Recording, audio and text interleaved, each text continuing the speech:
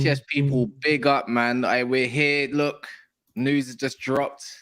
It's made my day. I can't lie. Good riddance of that man, that guy that done some nasty things called Mason Greenwood. Cheerio, mate. In a bit. Don't like you. I never did. Anyways, but we're going to be here talking about it, of course. We're going to be here talking about the games on the weekend, of course. Man United losing 2-0. Other than Greenwood getting dropped and why he deserves to get dropped. So you people that don't agree with it, well, now you can agree or you can get out because now he's out. So anyways, the way I look at it as well, yeah, happy. That's made me so happy. You can go to Sunderland. They like footballers like that, don't they? But other than that as well, Chelsea losing 3-1. We're gonna be talking about the Ecuadorian thread today. Alongside Liverpool winning 3-1 their trip to Newcastle. The tactical masterclass that came through Pep and what he had as well. Because I looked at the game, I thought, let me just skim through it with extra highlights. Didn't get Newcastle sniff and many, many more. But yeah, we're going to be joined by Monts. But today, obviously, every Monday, Potts ain't here this week because Arsenal are playing in about a few hours. Man like Joe. Yes, mate. Yes, mate. Thank you for having me on again. It's slowly becoming my favourite channel, lads. I can't lie. I sit there on an evening just watching the madness unfold, to be fair. So thank you for having me on. And it was a good weekend for me. I enjoyed it outside of my team, of course, but I enjoyed the results. Chelsea, obviously Man United as well. So yeah, it was good, man. It's good. And Phil Foden, man, was unbelievable, by the way. So I enjoyed his performance as well. Yeah. I was gonna touch a little bit down on Foden as well. Him relishing the role and everything. And I suppose we'll talk about that. But Mo's here with us right now as well. Every Monday. Might not be here all the time, but life moves on, isn't it, Mo? Yeah. Life moves on, and it moves from. I want to see the people that said I want Mason Greenwood back now coming and saying my club did the right thing. You know what I mean? Like, amazing. I know you people on Twitter. I know the people that wanted Mason Greenwood back. I know you. I can see you on Twitter saying, yeah, I wanted him out of my club. Get out of my club. You were on that train, my friend. And now you're getting exposed because Twitter doesn't go anywhere. But anyway, I'm actually happy that Man United made that decision just because avoid controversy. You know what I mean? Like, it was a very controversial thing between the fans and everything. He did something wrong. He can go do his thing somewhere else if another club wants to take him outside of England. Yeah, good for him. You know what I mean? But for Man United, they did the right thing. Investigating stuff. They did their own investigation. And I want all the clubs to do that, in my opinion. But anyway, I don't want to talk about it as much. But all I want to say is that if you do your own investigation, it doesn't matter if the legality goes around it or goes with it or not. You know what I mean? He wasn't convicted for something that has nothing to do with if he did that or not. We all saw what happened. We all heard what happened. And the club took the right decision. So that's why I applaud the club, to be honest, that they did that. It's as simple as that. Yeah, well, we might as well touch down on it as well, Joe. Like, I can't lie. I don't think the club made the right choice, like, in terms of, because they were planning to bring him back. Yeah. And I think it's the fans that won, in my opinion. So yes, the fans won it. The jury is the people online, and that is 100%. The people who make the most noise. We are the jury. Yeah, I want to big up Cass as well, by the way, because I remember watching a stream on another channel like months ago when this was first being muted, and Cass was like a lone ranger saying, none of that. So big up for that. But like in terms of that, I don't even want to give the club any credit. For me, it shouldn't have even got to this point, if we're being totally honest. We've seen the feelers getting put out last week, talking about, we're going to let the women make the decision and all this sort of stuff, causing this uproar. And I don't think if there's as much backlash as that, then maybe they go through this decision. It's all been calculated from the very start. Little bits and bats. Can we get away with it? No, we can't. Right, we're going to have to get rid. but so they should, because like Mo just said, we've all heard and seen the pictures and heard what went on. So yeah, less said about him the better. And you know, he'll not play football in England again for me. So away he goes, and it's the best. It's the best. Yeah, man, and I can't lie. Even last week, the potential return of him, like I had to say, like, oh, I have to talk about it on. I had to talk about it from a footballing perspective, and it was annoying because it was the news of the day. And I'm thinking, if Greenwood is to come back, then yeah, he's going to score a few goals or so, or whatever. And it just makes me sick because the way I have been going against this compared to certain other people in it, no names, you know who you are, don't care if I'm your friend or not. But you know who it is, man. And I'm just not that person. I'm just glad that we can move on from this. And hopefully even the dressing room, even the feel around the club can be a lot better. And you know what? All, you know, fair enough. You know, he didn't get claimed guilty or not by the jury or the official one. Your mental health has got to go somewhere. You know, if you mess up something as high as this, you got to pay the consequences in life. And that's the way I look at it. But yeah, it should never have taken this long, Mo. I definitely agree. Don't really need to talk in it too much. I don't think it's because it's a boring conversation. There's other fans that don't support Man United. We all know what's right from wrong deep down.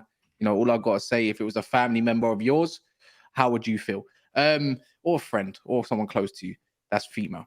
But anyways, we're not here to talk about all the Greenwood stuff. I could be here and I can milk content for about an hour, for about half an hour, saying how they're not what do they call it? Being all righteous and, you know, like other channels, you know, want to milk it. It's up to you, man. Content is content. So yeah, man, let's move on to the actual football games. I don't think we should talk on Man United first. So I'm going to let Mo choose who he wants to talk about first and foremost. No, I'm going to have my guest. I'm going to have my guest choose what he wants to talk about. Do you know what? Let's talk about. Right, I'm confused with the heat that's around Chelsea and Jackson, right? Because I actually watched the game yesterday and thought he was really good. And everyone keeps saying, oh, they just miss a number 9, miss a number 9. But I don't know what more he could have done, really. And I was thinking about it earlier because I knew I was coming on. And if I compare the situation at Spurs and Richarlison, it's like night and day. Now, for me, Spurs definitely need a number 9. Of course, no one's going to come close to replacing Harry Kane's goals. But I just think Jackson and Chelsea need a little bit of time. I actually enjoyed Sterling. Wherever that guy is in the chat who told me he'd get negative points in FPL, you could see he was best player on the pitch by far. He was quality Sterling, to be fair. But yeah. I can respond to you, Joe, about that. Yeah, you know, Sterling looked absolutely fantastic, driving through people, doing all of this, right?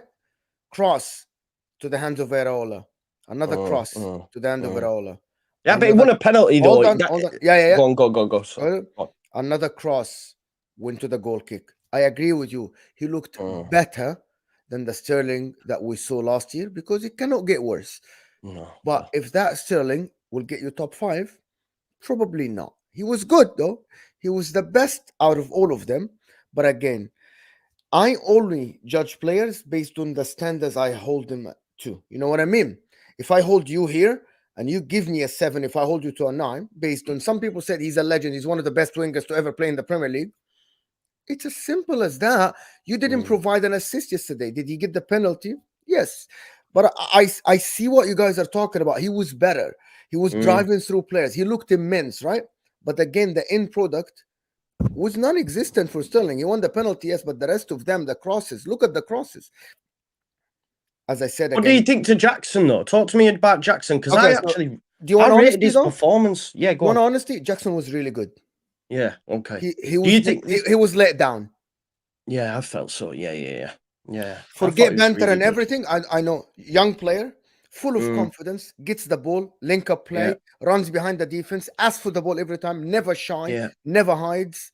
Someone who I think will have a big future at Chelsea Football Club. We want to talk here and say 2 games without scoring. Yes, but I can tell about the effort. I can see the effort. Yeah. I can sit here and lie and laugh to the people and tell the people that, he hasn't scored. You said he's scoring bags. He's going to get loads of goals. But I'm looking at him and I'm saying, it's not only that he works hard, but he works hard with a purpose. Purpose, He yeah. works hard He's with a not just purpose. running about. Yes, Yeah, he works hard with yeah, a purpose. I yeah, liked him. I liked him. yeah. I think and I said that. People laughed at me. I said with more creativity on the wings, if Malo Gusto, as good as he is, he's not productive. He's still young, right? There's a lot of maturity that needs to be done. Do you agree that it was only Chilwell who was trying to go forward and create something?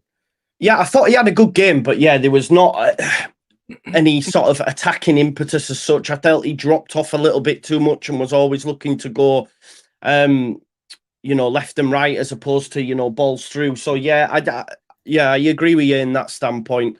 Chilwell basically playing like a left winger at times, but the mad thing is, I thought West Ham played well though for what they do as well. I think like I was specifically looking at Jackson, thinking, how's he really supposed to do anything when he's got Zuma one side or Bonner the other, and he even still managed to drop deep and get the ball. So it's just one of them games for Chelsea. I enjoyed it though, because I tell you what made me laugh the most. Obviously, we can talk about Caicedo, but I thought Edson Alvarez came on, and that's how you make a debut. For the 15 minutes he was on or whatever, he came on and he just broke everything up, as opposed to what Caicedo did. I was watching his earlier when Cass was listing out the list that's been put together of all the mistakes, man. It was funny, wasn't it? But yeah, I thought Edson Alvarez did well in his cameo. And James Ward-Prowse as well does what James Ward. He's sort of like a cheat code under Moyes, James Ward-Prowse, by the way. He will get so many cheat code.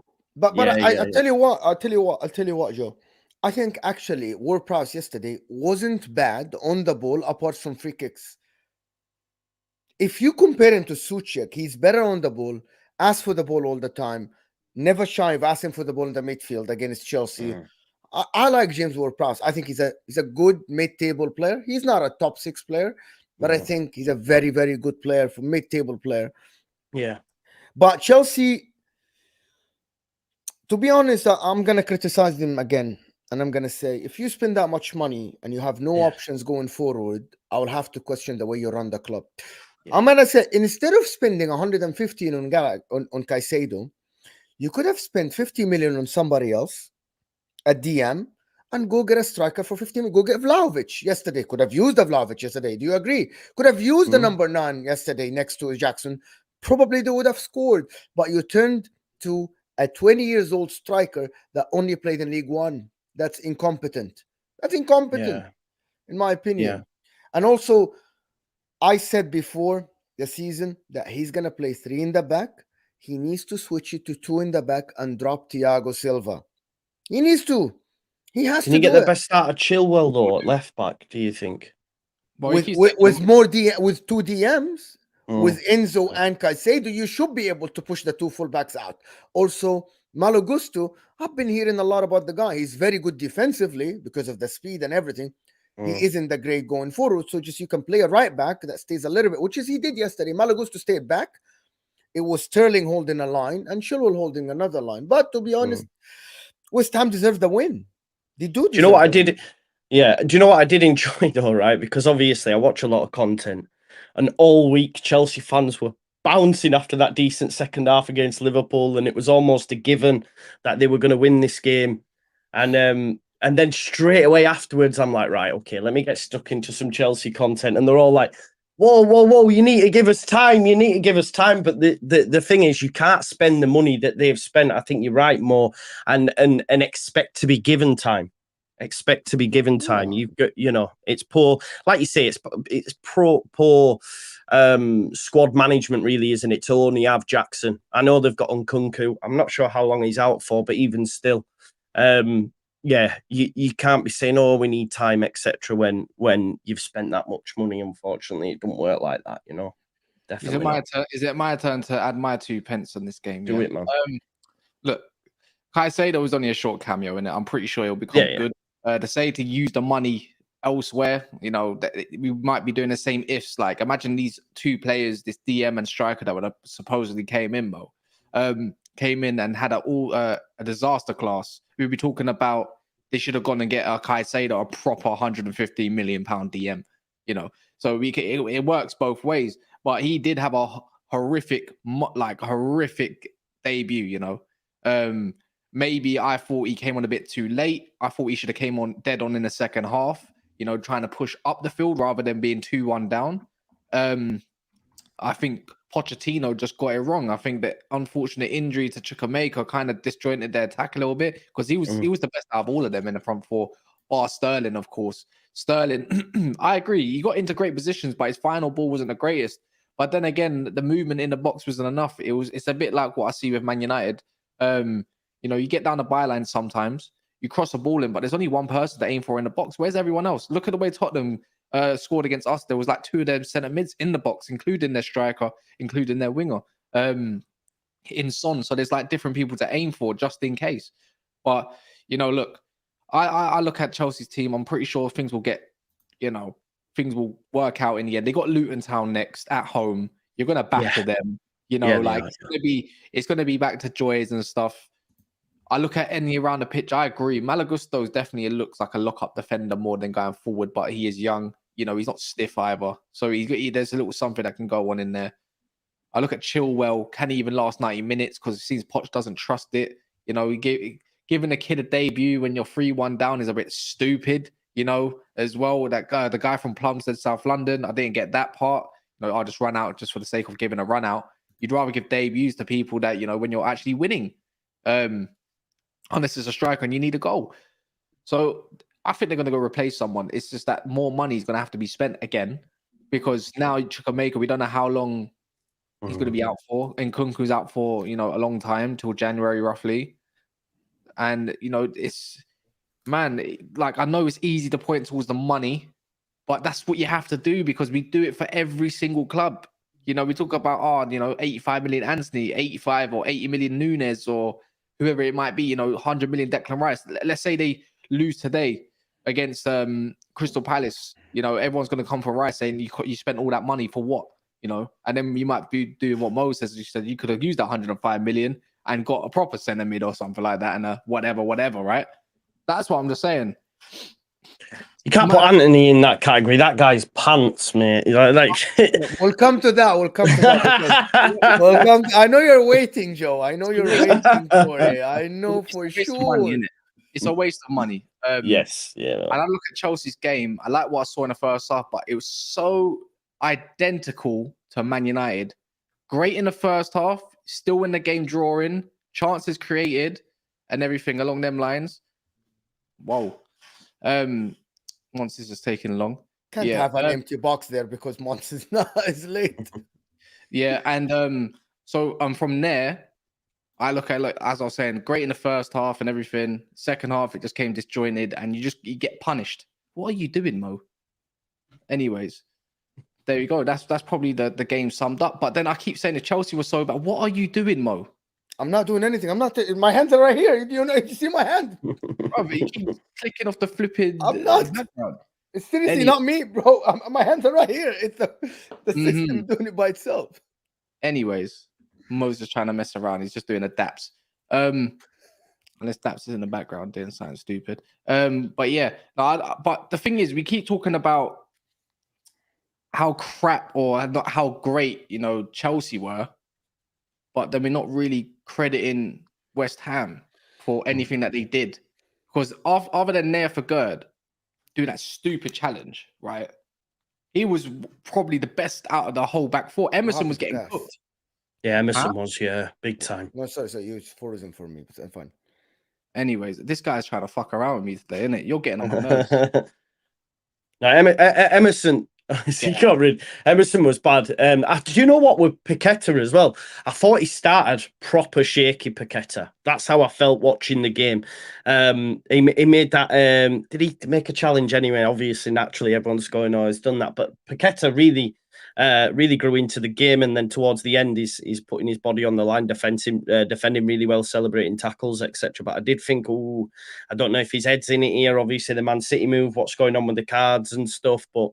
I enjoyed West Ham. They did what they did, and the mad thing is, like, Antonio just I don't think they'll ever be able to replace him, will they? For what David Moyes is anyway, because they've had Haller come through the door, they've had Scamacca come through the door, and they always just have to turn back to Antonio, man, and he does what he does. And to be fair, like he was it. I think it might have been your man Disassi, but he just sort of bodied him a little bit, didn't he, man? Just absolutely bang, give him the shoulder and he shakes, man. So yeah, I look at David Moyes as the anti-system ball. You know, lock up shop a little bit, break, long ball, drive, industrial, use your strength. That's the way I look at it. You know, you've got, this time around, West Ham have got some proper Moyes players. Ward-Prowse, the set pieces. How much is that going to credit them? You know, we see it again. Even just the ball, mate, like you mentioned there, ball over the top. Away. Yeah. Alvarez, Souček was stressing me out. He's so crap. I actually think he's probably the worst player in the league. Like, honestly, I think he must be the worst player in the league. So Alvarez came on, and I think he definitely added that little thing. I just think with West Ham now, I look at that right-hand side, and I think Soufal's had his day as well. Put Johnson there. He's much better than him.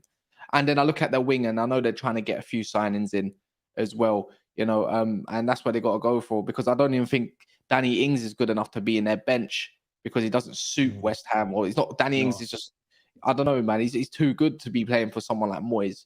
But yeah, man, I think West Ham are going to be an issue this year if they continue to play like that and rigid, and they're going to frustrate teams a lot. So credit to them in it as well at the same time. Definitely. But Mo, man. Ecuador. Yeah, and listen, Chelsea, I see good signs, but with money comes pressure. But if this team didn't spend 1 billion, I would have said that's progression from last year, because I see a style of football, I see a brand of football that I like. Just being objective now, I see the footprint. Listen, Arteta started playing, when he started coaching Arsenal, he was not winning every game, but you see the style. Pep Guardiola, the first season wasn't the greatest. Yeah, he came third. I see what Pochettino's trying to do. The problem is the amount of money. Money is the thing that makes pressure happen. So for me, if I remove the money factor, Chelsea are looking okay. They're not looking bad at all. They're controlling games. They played against Liverpool, who are more established, and they look like they can hold their ground. They can play their brand of football no matter who's in front of them. And this is something that we like to see from Chelsea. But the money thing is, to be honest, like there has to be pressure on him. When you have that much money in the midfield, when you have that much money in the defense, when you have players like Colwell, you refuse to sell to Liverpool for 45 million. That means this is the value of the player. I'm expecting better results. So I guess it's only 2 games. I've seen Man United last year lose the first 2 games and still come third at the end of the season. So I'm just going to have to wait. Chelsea have got Luton at home, Forest at home, and Bournemouth away. So that's like, there has to be 9 points in that. Goals scored, looking good doing it, and then they can sort of hit some sort of stride. I think, like we were saying about Jackson, he gets a couple of goals against Luton. He's then off to the races. And then I think they've got Villa away. So it's like they come through them 3 games, playing a certain style of scoring goals, and then Villa away at Villa Park. It's a tough test. And then again, assess where they're at. But I do think it's a work in progress. But they should be getting 9 out of 9 from the next 3 for sure. Big up, Don. Thank you for watching. I think I'll meet you soon. Who? Don, my God. Don, you know, Don likes to do this thing, where it comes to Man United, which I suppose we're going to talk about later. Sunday rivals, if you don't know this, Joe, tell me. It's not an overreaction talking about Man United, right? It's not an overreaction talking about Man United. Like, second game in, it's clear to see, you know, but when it comes to talking on Chelsea and criticizing them and stuff, it's an overreaction, you know, so, which, like Don will talk tomorrow, I'm pretty sure, but you can't move the goalpost the way you see fit. I think his head was gone yesterday, to be fair, even though he denied it. But is where it is, man. But yeah, moving on from Chelsea, I think it's probably right to talk on Man City, since they were the game previous to them, you could say, on a Saturday night. And the resurgence of what Foden can probably bring. Like, I looked at the game, I watched it. Like, I'm not all of it, but I could just see how they pegged in Newcastle. I saw a lot like Newcastle were passive and they couldn't get out, like as in they were dropping deep on purpose and stuff. But I looked at it and it looks like Pep just pinned them back tactically. You know, it's not the fact that, you know, that the way I saw it through highlights and stuff is that it's not that Newcastle purposely sat back. It's just the fact that Pep made sure they couldn't get out. You know, any break that they tried to have, he nullified it very quick. You know, and we talk about you know, who's going to replace Gundo and who's going to replace De Bruyne. And I mean, in one aspect, you could say the replacement for Gundo right now is looking like Foden, because I don't know. This guy just goes from strength to strength. He can play anywhere. And I know it's a bit boring to talk on City all the time because they're the best and they do what they do, but you gotta praise players that probably don't go under the radar a little bit. Yeah, I think it's his time now, right? It's his time to shine. I was really, really impressed with him against Newcastle, and Newcastle are no mugs, although City, you know, were dominant. Just picking it up in between the lines and getting the balls through to Haaland. You know, I think it was yourself, Cass, that was on about was it you? I can't remember. I know you're on about GA, but if you look at how many goals De Bruyne assisted for Haaland, it's like, where's that going to come from now? I'm not saying he's going to get anywhere close to the De Bruyne numbers, but in terms of what he offered against Newcastle, you can see a couple more games and they'll get, you know, it's like telepathy in it, man. Like De Bruyne just knows where Haaland's going to be, and it'll get to a point like that with Foden. As long as he continues in this vein and he continues to be played, and I think Pep's shown that he's going to put the faith in him. I think there's been a lot. I don't know if you can call it false dawns, but it's always like, right, Foden's time, and it hasn't really come off. But I think for me now, like, it's a perfect opportunity for him. Obviously, De Bruyne is going to be out for a while. Won't they bring Paquetá in? I'm not too sure, but I think, you know what else I was impressed with as well, actually?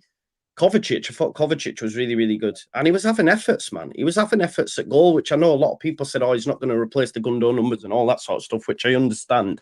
But he seemed to be playing with a little bit more freedom. I don't know what you folks think on that, or if I'm just chatting beans, but I thought Kovacic was really good as well. Let me do these super chats before we dive deep into City thing. Brighton makes mid players look good to profit. Not mid players, but the system makes the player look better. So I agree with that, Gavin, of course. Kingsley is saying Gallagher, new mount, mid player loved by managers because of the effort. Some managers just like the players who run a lot, and he does run a lot. Kingsley again is saying people forget Thiago Silva debut, absolutely shocking. Thiago Silva, maybe we'll see. Listen, I'm sure Caicedo will be good.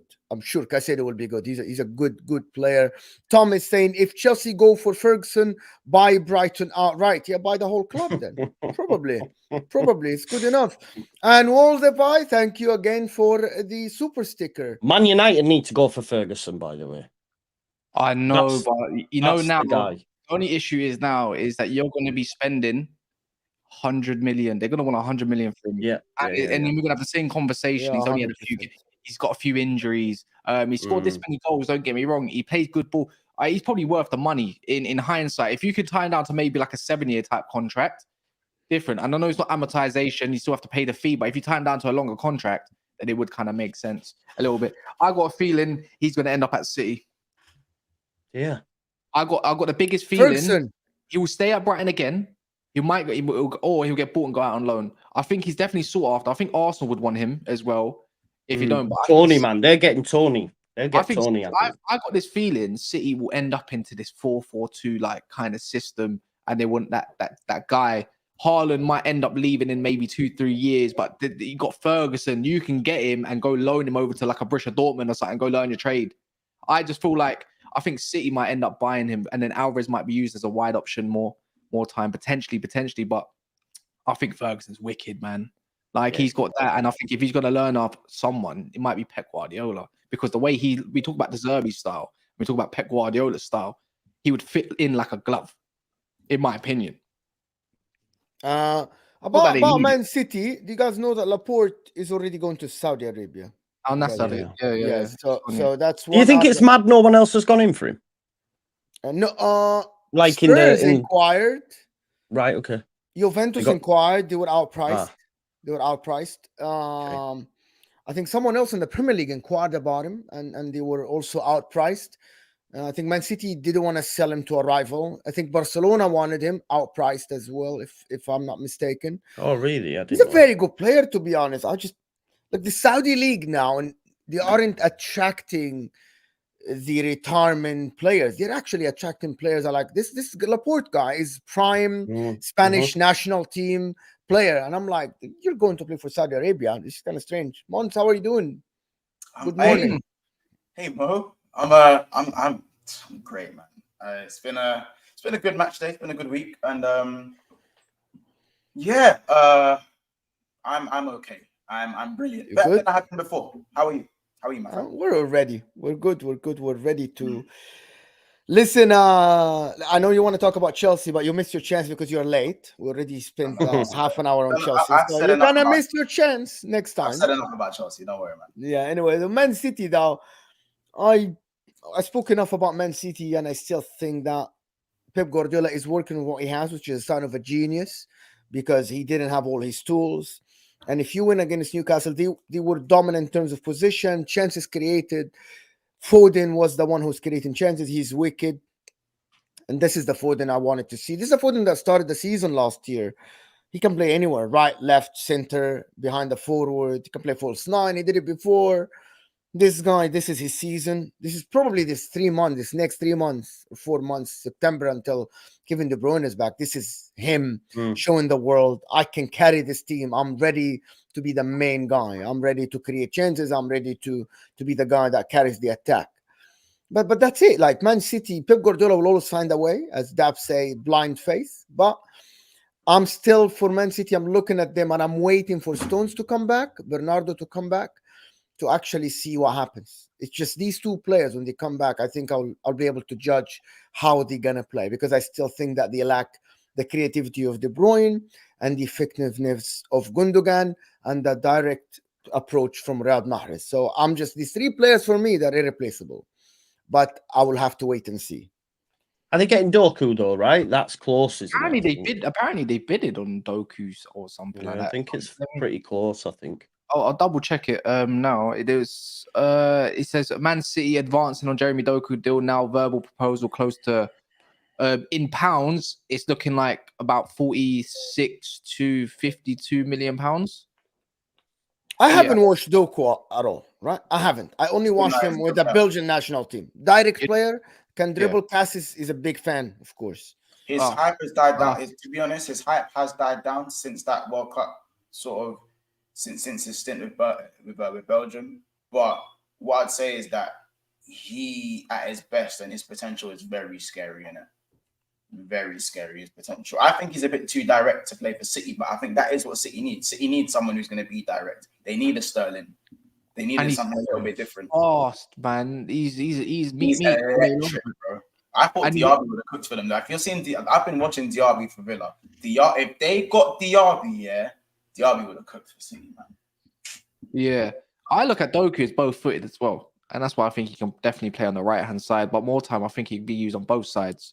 And you know what? I think Haaland needs someone as well sometimes to be direct with him rather than trying to create everything for him. So you take away so if he's always direct, then obviously you're watching Haaland more time. But if you get someone like Doku, like imagine say Maximan, but with more pace a little bit, dribbling the same 1v1. The only thing you got to get out of him is a little bit of output. Who's the best person to look at towards of output? Look at what he done with Sterling. He told him to change his body positioning, and all of a sudden Sterling goes and grabs 15 goals in his first season under them, 16 Premier League goals, something like that, with Aguero and all that. Like, that's what I'm trying to say. He could be the guy that he's looked at as direct down that right-hand side. I think he'll be used down the right-hand side quite a lot, and I think Bernardo Silva, now he's staying for 2 more years, he might be used down the middle, in the middle sometimes, not all the time, but sometimes if need be, if you need to, change it up a little bit. I think it's a wicked. And you think at that price, considering what potential goes for these days, 46, 47 to 50, less 53 million range is insane. When you see prices quoted at stupid these days. So, it's a good deal for City, I think. And they barely spent anything after winning a treble, and they've only got what Vardy and Kovacic in. It's not enough, is it? You'd think a treble winning team goes and gets 200 million at least spent to improve the side. I want to say something about, to be honest. So Pep Guardiola, spoke about Grealish, and I'm just gonna. People think I have an agenda, but I'm on him. If they keep playing this pivot formation with Rodri and Kovacic, and Grealish keep doing the same thing without output, he needs to be dropped. But they don't have a replacement. But that's a big problem for them. You cannot have two defensive midfielders as Rodri and Kovacic. Now Gundogan is not there, and have a winger that is the best attribute is holding the ball and just passing the ball back. You cannot have that. You need someone who will have an output. Jack Grealish was very passive in this game. Very passive in this game. That's just my opinion. Pep said that I need him to be more direct, more like kind of like aggressive going forward. He wasn't, and I think Jack Grealish, he hasn't showed me enough. People say that he does what the coach is asking for. Okay, but I'm not in the dressing room. I don't know. I'm just watching the game, and I say Jack Grealish not positive enough going forward. We talk about Dooku direct. We talk about Cole Palmer, take the ball, try to dribble, create something. We talk about Raheem Sterling. Yeah, last season they had KDB and they had Bernardo Silva, they had Mahrez, they have Gundogan. Now you don't have all of these people. So you need your winger to create more. He's not creating enough for me. He's not direct enough. I think the thing is though with Pep, right, and when I look at certain players, it's almost like that. I know it's been said many times, but that spontaneity sort of like gets trained out of them, man. I always remember the Henry interview where he talks about like when he was at Barca and he went from the left and scored the goal, and then Pep takes him off and he's like, I've just scored a goal, but you've got to do a specific job that Pep's going to ask you to do. So I would side with that. I think obviously he struggled in his first season. I thought he was much better last season. But listen, I've enjoyed Jack Grealish for a long time when we were in the Championship, when he would just get the ball and boom, maze up and score great goals. But like you say, he doesn't do that anymore. You know, he doesn't do that anymore. And whether or not that's an instruction, I'd say it's an instruction personally. I don't think you can drop him. I really enjoy Jack Grealish though. And, you know, and a lot gets mentioned about his fee, etc. But that was his release clause. You know, so that's what they had to pay in order to get him. I like it. I just want to ask Monts a quick question because it's been reported. Nice to meet you, by the way. It's been reported that City are willing to let Phillips go out on loan. Would you take Calvin Phillips at Liverpool, or do you think he's like West Ham, that sort of way? But I just think it'd be ideal for you guys. Yeah, I'd 100%. I'd take Phillips because again, you're desperate. Endo isn't. He's a good player, man. He's a good player. Obviously, I'm going to say that. I thought I heard something. I thought I heard something in that top right corner. Yeah. Anyway, glad I didn't hear anything. So far away from me. Anyway, glad I didn't hear anything. Anyway, Liverpool, as we know, Liverpool's midfield problems are very obvious. Our desperate need of a 6 is very obvious for everyone to see. It doesn't get spoken about as much as Man United's need for a decent 8 because Casemiro has been hung out to dry for the last 2 games and looks like he's doubled his age. But yes, in terms of Phillips, I think at his best he is a decent player. He's never really been my piece of cake, like my preference kind of thing. But if you look at it from a Liverpool standpoint and how we need a 6, you can distribute the ball, show a decent amount of aggression, and really just protect and screen that back 4. I think Phillips is an excellent outlet, and I feel like with him though, it's keeping him fit. My worry is his fitness because he's not playing much at City. Maybe that's what's contributing to his lack of fitness. Maybe that's kind of what it is. But I think if he's playing regularly, maybe he doesn't have the fitness issues. But maybe is that a risk you want to take for an English price of probably 50-60 mil? Because that's what he's probably going to cost. Do you know what I think they're on about loaning him, bro. You know, apparently that's what's been reported. Well, everything's all a bit stopgappy for me. Endo's 30 years of age. Phillips is alone. Nothing's really screaming long term to me. Do you know what I'm saying? Which is probably why we did go for the Caicedo kind of thing or the Lavia type of thing. That's why the board wanted that. You know what I'm saying? It's like a sort of a project. But listen, if it has to be a stopgap, it has to be a stopgap. Phillips isn't a bad option. I think he excels. This is long range passing that I really like. Klopp loves that. He loves that. I think he'd suit you, know. I think he'd suit you, man. I can't lie. I think he would. I've rated him since the World Cup. Since the World Cup, was it the Euros? the World Cup of the Euros. Hold Was on, he man. Croatia? Euros, mate. Euros when it. Euros, Yeah. Euros. Yeah. I rated him from then, and I just, I thought he was going to cook at City, but he never.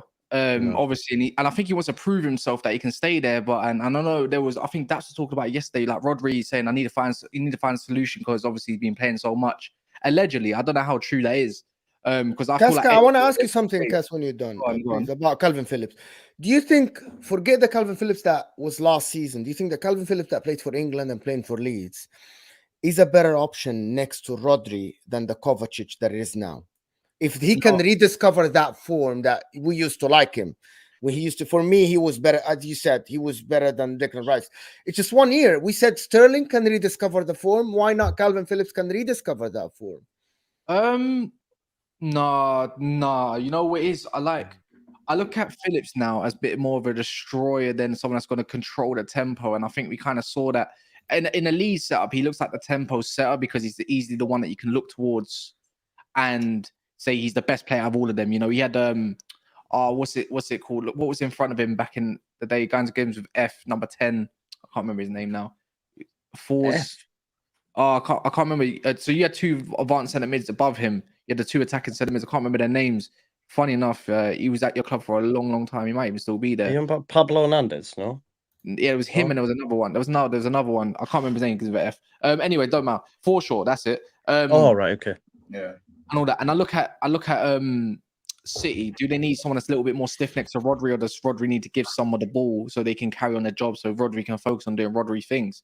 That's why I don't think it suits it a little bit. I think he takes up the same spaces that they need. But you go to somewhere. Let's talk. If we're going to talk towards Liverpool now, I think Liverpool need a bit of a destroyer, a bit of someone that can actually ping a ball, because you think of what they got going forward. Your Luis Diaz, your Salahs and everything. Someone that's going to be comfortable with fullbacks above them, not behind them, because, you know, remember, City don't play with fullbacks no more, or, you know, or anyone that goes further up. It's usually the wingers that's touch wide, and it's Haaland that you look in the runs, or the centre mid. I look at Liverpool and Phillips, and I think it's probably a bit more of a match made in heaven, not too far from home as well, including home in Yorkshire. I think it'd be really good for them to revive a career like that. And I feel like someone like Klopp, who will give the arm around him a little bit. And I think he needs, it's a bit like Andy Cole. Andy Cole needed an arm around the shoulder and a bit of love, you know, a little bit of like in that way. But I think Pep's more demanding, and where Klopp's a little bit, you know, more like Klopp. I think that's what he needs, rather than someone that's going to give him tough love. I don't think tough love works on Phillips, from what I can see anyways. You know what it means as well? I think there's also like a misconception where, obviously, when you sign for City, when it doesn't work out, it doesn't mean you're a bad footballer. I think it's quite fair to say that to be second place to Rodri and to not be able to get into the team, it's quite, that's a job for anyone. Yeah, that's a mad thing. Who's and the worst thing is, Rodri actually don't get injured, so it's not even like man's getting his. Like, usually a man just gets his chance. Like at some point, someone's gonna get injured, and you're gonna get your chance. This Rodri guy bro. He's made of iron deficiency. What's that? Because he just keeps on going. It's like the maddest thing is, like, the only way to give Rodri cover is through a youngster learning that trade. Like the Lavia in the world, obviously he's not there no more, but they will find someone like Perone. See Perone, I've seen what he can do already. I'm not saying he's Rodri, and I think he might be a little bit better going further forward, but I've seen him comfortable on the ball. Like his position alone, you can the way Phillips has learned under Bielsa and stuff. I've looked at the way like Pep molds these young players into doing what he needs to do from young, you know, getting it straightforward. I just think, like, look, you're right, Monts, and everything you said. Phillips is just not there. But going to you guys, it could revive him a little bit and probably get the same. And probably for about 45 million, the amount of money that they paid. You know, they always want their money back. But it's so like, that's why it's like I would never, for the last 6 years in Liverpool, I'd never advise any winger to go right winger to sign for Liverpool. Why? Because Salah. Because of Salah, and it's the same thing with Rodri. He's the best in his position, and he doesn't get injured. But that doesn't. And when Phillips did sign for Man City, I originally thought Jack Rodwell. Straight away. Oh really? Oh yeah, you did say that from early. You said that from early. To be fair, I was the one that said, "Yo, this guy's going to be the next Jack Rodwell," and not because he's a bad footballer, because he will not play. Do you know what I'm saying? So and. He needs to go to a team, and if that's Liverpool, I'm fine with that. Quick one. Sorry to interject quite like this. Do you not need to hit a potential English quota as well? Homegrown quota. They need 2 players. They say two. You can put one in easy. No, You can it's probably one put one easy. I'm pretty sure it's one player. I'm pretty sure it's one player. That would make sense. Bro, Mons, if Pep Guardiola gives you Calvin Phillips, he's not taking you serious. No, but you said that to Arsenal as well, like as in true. Jesus and Yeah, and he Zinchenko. was wrong. Yeah, but then he can be wrong again. But also he sold them the players, so they Listen, made but money and they went and bought you guys- Haaland. Everyone loves to say Liverpool are 1 good 6 away from being. I title am champions. on that So train. everyone- I am on that train. You're on that train, then, right? Yeah. I am on that train. I'm like, I said you challenge for the title, and if he gives you Calvin Phillips, I mean, he doesn't rate Calvin Phillips because we know for a fact. I know that you're 1/6 away from actually being up there with them. Listen, you have every single tool, especially going forward. You just need a DM, a competent one. Anyway, guys, there's over 850 of you here. Can we get at least to 300 or 400 likes? Come on, get me more so we can expand and get you free content daily as well. Now, the like button look like this underneath the live chat. Even if you don't like the stream, just hit that damn like so we can keep bringing you content daily. Come on, it's easy. Anyway, I don't know. Listen, is that where Liverpool are now? Is that what Liverpool are now? No, Getting I wanna loan say- players, failed players from Man Well, City. This is clearly remember the way we've handled. I don't really like going into this, but you know the way we've handled this window has been wrong. We know who our primary targets were, and we know where our primary targets have gone. I don't have to keep, they've made their bed, so they can lay in it. If by losing to West Ham, they can do all that. But at the end of the day, we haven't gone about it the way we needed to go about it. And now we're in a position where we don't really have a choice on who we get. It's not like we go and get exactly who we want to get. Obviously, the reports came out today that Jurgen Klopp actually pushed for the signing of Endo. So if he doesn't turn out to be half decent, then it's his head in it. Do you know what I'm saying? But at the same time, now it's like kind of that blind faith. It's not strategic faith. Can I ask you something about is James Pearce a reliable source? Yes, yes. Okay. Yeah. So, do you know what? Some people say he isn't. Klopp obviously hates him. By the way, Klopp hates James Pearce, and I don't know if you guys know this. Yeah. But like some people, listen, when James Pearce, the way I see it, if James Pearce reports something positive, everyone's on board. Yeah. James Pearce said this. If James Pearce said something that obviously that that we don't know why I'm asking, right? Yeah, that we don't like. All of a sudden he's not reliable. But you know why I'm asking. You can tell the people that don't know, James Pearce reported that Jurgen Klopp is done with the midfield. He thinks that Endo is the solution and he's not a stopgap. Scary hours. Yeah, but he's gonna do that because you want to big up Endo and you want to boost his camp a little bit. At the same time, it's the publicity of that. But we hear this in every piece. But I would understand that. I would understand what you're talking about if he says we're still looking in the market. That has nothing to do with Endo. There's no way you go and fork out 150 million and don't give that 150 million to the fans to say that we got the money. If you end up with just Endo and a centre back that's okay, decent enough cover, you're gonna be in uproar, aren't you? Mm-hmm. Until you. And the question that'll come out of it is we're only gonna go and get the correct target. That'll be the next piece of PR to come out to try and appease the mass, but they've heard it all before. That's the difference. But talking on the game a little bit, Mons, what did you make out of your 3-1 win? It wasn't the greatest performance, I'm not gonna lie. That first 15 minutes showed every reason of why we need a 6 again. That first 15 minutes showed why Chelsea are not that good, because everyone was giving Enzo Fernandez all that. Who's the centre midfielder for? Who's the CM that was badding us up in the first 15 minutes for Bournemouth? Billing. Billing. Billing. No, it wasn't Billing. It wasn't Billing. Number 10, the short guy. Bro, what's his name though? I've forgotten. Rothwell or whatever. No. Cook, was it Lewis Cook? Lewis Cook? No. Don't tell me Christie, the guy that got stopped out. Yes, that's it, Christie. It was Christie. Yeah, the way he was tucking into pockets was killing up, bro. So from time Christie is doing what Enzo Fernandez is doing, I promise you it's not hard. I promise you it's not rocket science. It's not rocket science. I agree. Christie was moving crazy, man. If you watch preseason, Bundesliga 2 sides were slicing up my midfield. Christie was slicing up my midfield. So You see what I'm saying? So you see all that Fernandez prop badding up my midfield. It's not hard. And that 15 minutes was proof. Yeah. And then, to be fair, it was always going to be a thing where the game would start quite frantic. Liverpool might concede, and then we're probably just going to we'll blow them away with our attack. Again, the outscoring type of thing. Again, if you're a betting man, both teams to score Liverpool to win. That is what you might need to be doing, isn't it? But as I'm saying, it's just when we did go down to 10 men, and by the way, that red card was a horrible decision. The fact that you have 5 assistants, people went up in the video assistant, and not one of them looked at the replay and thought, right, let's just clash the ankles. How's that a red card? No one even thought to think. That is crazy to me. There's always one howler. This was the red card this weekend. Suppose that one wasn't even a pen. That wasn't even a penalty. How about that?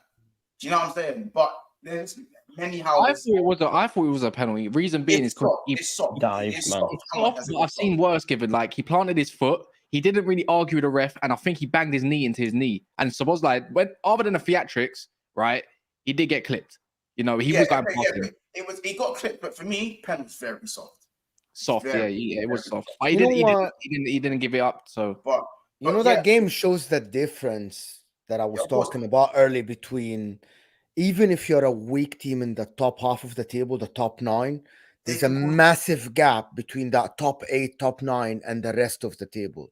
Apart from Brentford, which is I consider them like the top 9. There's a massive gap. Like Bournemouth were trying so hard, and Liverpool weren't good, but Liverpool could have won this game 5, 6, 6, 7. Yeah, it was just so easy. But Mo, they could have scored 2-3. But what I would say, and you not can laugh. But that's the difference in quality. They could have. But that's the difference in quality, though. Yeah, we went down to 10 men and we looked even better. That's what confused me. We went down to 10 men and we started cutting them open. I'm thinking, but that's probably because they stepped out a bit more if you're talking tactically. But when Endo did come on, we just needed him to do one thing to calm it down and to give us some defensive stability. And he did that. I'm not even going to lie. I was happy with his 30-minute cameo. I was very happy with that. Do you know what I'm saying? Everyone looked a lot calmer. The defenders are punching it into his feet nice and quickly. They almost trusted him more than they trusted Trent and McAllister in the 6. Very, very weird. You know my opinion about Trent. Yeah, of course. I share the same opinion of him in the 6 as well. I share the same opinion. So, I'm not going to lie. Anyone who says Endo was bad you're just capping. He wasn't bad, but he's not the answer. But I want to ask you, do you think the first goal they scored is not offside? Got away with one there. Yeah, we got away with one there. People don't talk enough about that one. Trent really had to put the ball on. It's not the forward's problem that Trent miscontrolled the ball. It was intentional control that he miscontrolled it. Yeah. The guy was offside 100%, but running. That's why I feel like the game evened itself out. It was never a red card. The red card got given. The penalty was soft. I think the penalty was soft, and obviously the offside. But I think it did average itself out. Yeah. But it's just too many howlers in the Premier League. I think last week it was the Onana decision. That was a howler. There's next week. We don't know who the howler is going to be for next week, but there's going to be one this weekend. No, there was another one. The Fulham Brentford game. Reed got a red card for a penalty that doesn't exist. He got a second yellow, and the game was over. You guys didn't watch that. I was watching the game. It was one of the worst penalties I've seen, and he gave him a second yellow and a red card, and the game was over. Fulham played with 10. Yeah, that was awful, man. What did you see it, Joe, as well? I didn't see that. No. It was a weird decision, like body to body, and just whistle like fell down. Refs had a mare, man. They've had a mare this weekend because the same. I just don't get. It's the consistency. The penalty by Romero. We can talk about Man United now. That Romero thing. Can I just say quickly, Mo? Yeah. Szoboszlai, say no more. But hold on. Szoboszlai looked good, amazing. But why Gakpo didn't look good? Because Gakpo's crap as a midfielder. I don't know why Klopp keeps doing it. Yeah, he's not playing as a midfielder. He's playing as a second striker behind the He's not playing any. I get why you're talking about Mons, but look at his heat map. He's like very high on the pitch on the left, and that's all dead. Play him false 9 or don't play him. That's it. He plays the box midfield, bro. Like, come on, you know what he's doing. Forcing it. Listen, I have eyes. Forcing it. Klopp's forcing it. It's not working. Don't like it. Anyway, I love it. long story short, who you Newcastle. playing next week? Newcastle Newcastle. without McAllister. But I think they'll overturn that. I think they'll overturn that. But They would what? Even if they Overturn don't, it. Thiago is fit now, so hopefully The Thiago's record is not. No, it's not. After the Man United with the penalty, after the red card for the second yellow for Ream, after the penalty, I don't think they will have the guts to overturn that because of that. Really? No, there's too many bad decisions to overturn that record. We'll have to. Let's not forget Pedro Porro's exact Oh same yeah, thing. okay. Pedro Porro, when you bleed someone's shin, going with the studs because you mistimed the ball, and it's not even a free kick. It's not even a free kick. Okay, come on, it's kind of like that. Pedro Porro one looked way worse than the McAllister one. I know he went side foot, but the studs clearly caught his shin. He's bleeding underneath the shin guard. Come on. Did you guys see that one? The one I'm talking about? Yeah. Yeah. It was kind of weird. That one was weird though. It's like he didn't even call a free kick. Like, Yeah. See, it frustrates me that though when it's based on the outcome, if that makes sense. Like when Son got sent off that time for breaking that Gomez's legs, when actually it wasn't like a foul, if you know what I mean. Because that got overturned in it, and then they seen his leg and just like put a red. I don't think you should be. Because I don't even think Strout was a sending off when he did it to Harvey Elliott, but it's like you can't. His ankle got caught. But no, it has to be done like this. It has to be. I think it has to be. But that Bruno Fernandes wasn't like bleeding. But I think that was at least a yellow card, an orange card. But it wasn't. My problem is that the referee was 5 yards away. It wasn't even given as a free kick.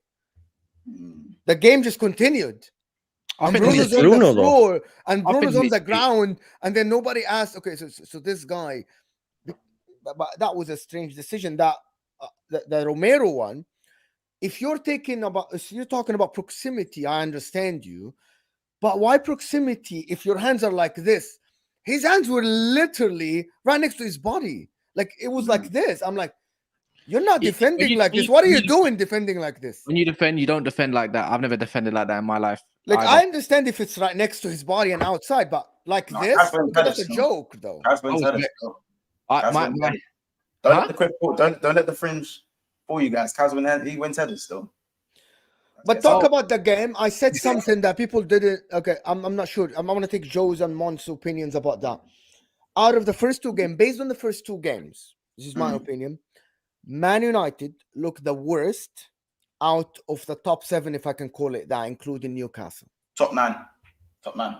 Okay, if you include Brighton, but Brighton look like the best team in the league. Like, okay, yeah. I'm not including Brighton. Otherwise, Brighton should win the league based on the first two games. Cass has been saying they're going to get third and all this sort of stuff. There's not a chance with the 2 games, and I know it's a small sample size, and I know because. Cass, I'm like, I watch it, and I'm like, oh, he's so good at trying to spin it. But listen, like I get you were poor last season, etc. But I don't know, the balance of the midfield's off. Monts mentioned it earlier about Casemiro doing it all on his own. I've read today that Amrabat might be off as well, so I don't know what's going to happen there. Who are you going for? Is it Gravenberch? I think maybe. I don't know if that's actually got legs to it. I saw the Amrabat stuff, but it was from Samuel Lockhurst, and it's just like, are you talking about feeling or fact? Because all he does is talk about his feeling, and that just reminds me of Duncan. Okay, but it's like just Rashford though as well. Like Rashford's lost up there, but I thought Keane made a great point after the game, saying like if you've still got to put it in. I don't know, and your away record's abysmal, and I think the second half, like Spurs just mauled you, and it's poor. And to think as well, and I know it doesn't work like this, but everyone was tipping Wolves for relegation. They they play well at Old Trafford, and everyone's like, oh, maybe not, and then they go and get slapped 4-1 by Brighton, and everyone's like, oh no, yeah, they're definitely down there. It's just Man United are poor, really poor. Like Matt, for me, this is why when Kaz tried to tell me he's finishing third and that he's finishing above me, and I was just like, yo, I said, listen, we haven't. I get it. Liverpool need a 6. I get it. I could run through Liverpool's midfield and no one would tackle me. I get it. I understand. However, you see that United midfield. I said, yeah. You see, if Bruno and Mount play together, you man are finished. because I said it, Oh. and it's as simple as this. Yeah, I said, and bro, I don't like to, bro. I said, if you get Amrabat, different story. We've all agreed on that. If you get Amrabat, different story. Yeah, cool. Everything changes. But until then, you man are mudded. Casemiro looks twice his age trying to compensate for a next man's legs. He looks twice his age. I promise you. How about this? I'm getting Fabinho vibes. I'm 2 bad performances away. Yeah, but from doing. You know why? Doing Once you play football, and you know why. Defensive midfielders should not mark. And me and Cass play defensive midfielders. They need to screen. Defensive midfielders need to follow positions, cover people. My man left by himself to mark as a defensive midfielder. Precisely. The whole game. Casemiro is not quick enough to screen and mark and cut past the lanes and distribute. You can't do all of them. Like, obviously, not like Prime Fabinho was doing a lot of that. But I'm saying, but that's nobody. Listen, man. Nobody. No defensive midfielder can man mark, bro. It's not their job. Prime Fabinho done it all. That's why he doubled his age in the season and had to go. That's why he's now crap, because his legs got burnt out. And the same thing's going to happen to Casemiro, because you lot can't let this happen throughout the season. If you burn out this man, remember, you are one Casemiro away from being Brentford. Yeah.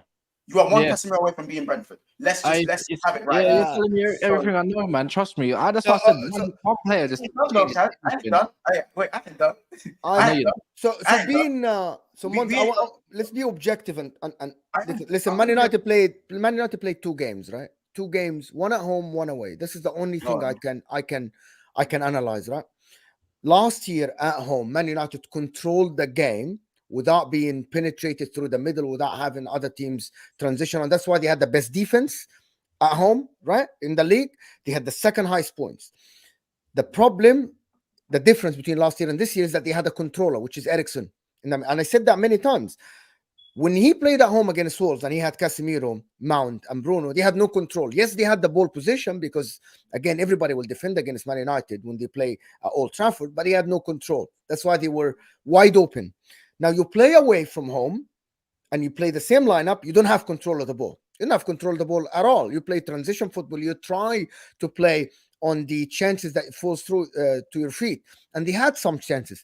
But again, I'm going to say it again, and I said that about Thomas Tuchel when he was coaching Chelsea. At the moment, with this lineup, I don't see Man United style. Can anybody tell me what is Man United now with Bruno, Casemiro, and Mason Mount? What is Man United? What is Man United? Spicy Ollie. It's a spicy Ollie. You don't listen. And at the end of the day, it doesn't matter what style they play. When you have Rashford playing in the wrong position, you have Anthony, who is just Anthony, and you have Garnacho, who is inexperienced. That forward line does not move the needle for anyone. No. Anyone. Yeah. Manchester United need goals. What was saving Manchester United's season last year was Rashford digging them out the dirt, week in, week out. Marcus Rashford, 1 chance, 1 goal. Clinical as you can get. Have you guys not noticed the second that Rashford's not scoring goals, that United aren't scoring goals? You know why? Because he's their only goal scorer. But the answer to this is apparently a kid who scored 9 goals in the Serie A. Well, this is the thing, isn't it? Like they're in danger. You're in danger, Cass, for me, of getting into a position where when Højlund does come in, there's far too much pressure then. Because you're already behind the chasing pack. You're already chasing them. You're needing goals because Rashford's played out of position. I agree with Mons.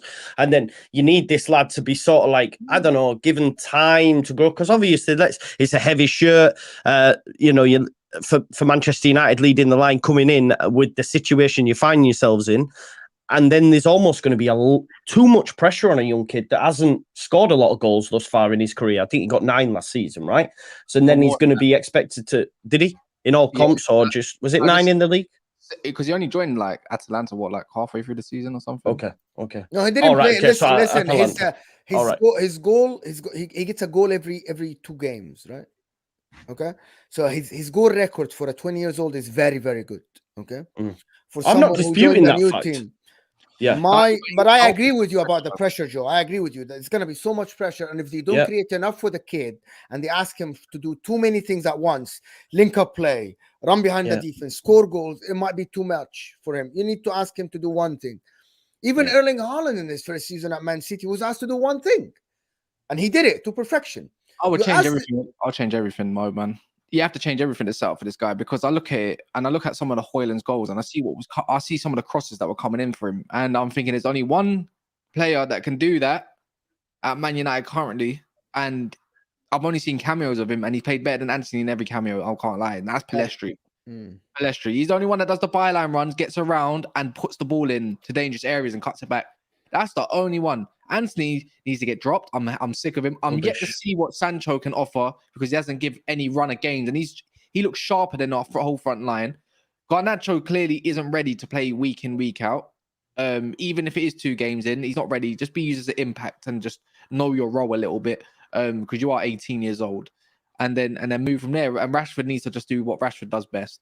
Cut inside, shoot. Because a lot of those chances that came from Garnacho, I put Rashford into that position. I think the thing is with Garnacho, he likes to try to do curling shots.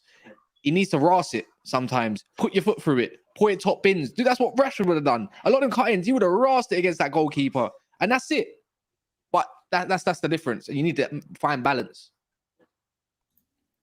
Palestri, man, as well. He'd be getting coached by Marcelo Bielsa, man, on international duty, man. Baller. Bielsa's the best coach, man. So, but to be honest, this Anthony, I hate when coaches protect players. People do it all the time. They do it at Inter, they do it at AC Milan, they do it at Barcelona. I am feeling that now it's about protecting Anthony from Erik ten Hag. Unless, listen, Palestri, he shows more than Anthony. Just freaking drop the guy. Give him a break. He might, like Pep Guardiola did it with Jack Grealish. Pep Guardiola tried to start Jack Grealish in the first season. Didn't work out. Put him on the bench. Protected him a little bit, but on the bench. But I'm feeling now that Anthony is being like, every time he plays. He's not putting good performances, but he keeps starting. Just try something else. Even try Sancho at this moment. Because Man United fans are bigging up Anthony for his defensive work rate. You know what I mean? You're a winger, bro. You're a winger. I need you to create something. I don't want you to dribble someone forward and try to come back to pass the ball back to Wan-Bissaka or Casemiro again. I need you to take the guy to the line and try to dribble them all the way to the line and create something out of nothing. This is why you were brought into Man United for. That's it. He's not doing it, and it's annoying. He's rubbish, man. Yeah, he's rubbish. You know what? It's true. Yeah.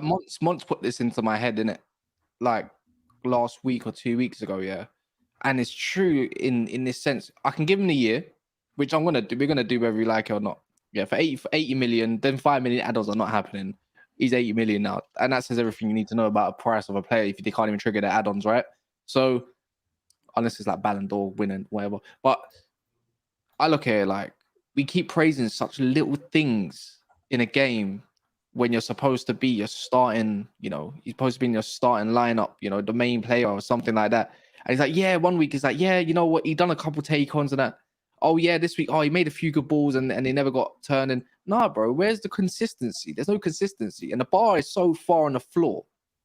What's the point anymore? When I see young kids hungry like Palestri or I see an Ahmad that wants a chance, why can't they get given a chance and show what they can do, And I just look at it like that and thinking, Man United's whole front line is based off potential other than Rashford.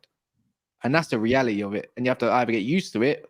And the same way we say players have to step up for other clubs, it's the same way with Man United. And if not, I want him gone at the end of the year. End of the summer. If he doesn't perform this season, he needs to go. And you need to cut your losses before he costs another 20 million or something to a club for no reason. So I'm pretty sure someone will shift. You can shift himself for 50 million in this day and age, but I just don't think it's working out. By the way, guys, still over 900 of you in here. If you haven't done yet, just a friendly reminder to smash the like.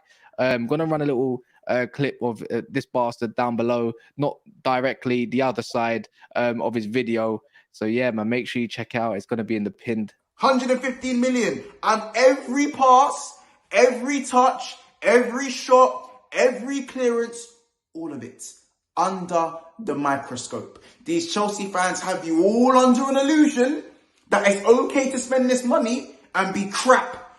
Not around here, partner. Not around here. We need results. I like that. Brilliant, man. If you want to go watch Monts talking the absolute most, it's in the pin. It's right there. And obviously big up Joe for coming on this Monday, not hiding like pots. AFTV friends, go watch Palace. But yeah, in the description below is Joe's channel and big fans and many others. And we'll be back tonight at 10 o'clock. pretty much for a reaction and other stuff. And what you saying, Mo? 10 o'clock or midnight? No, 10 o'clock. Okay. Okay. Big Six not on.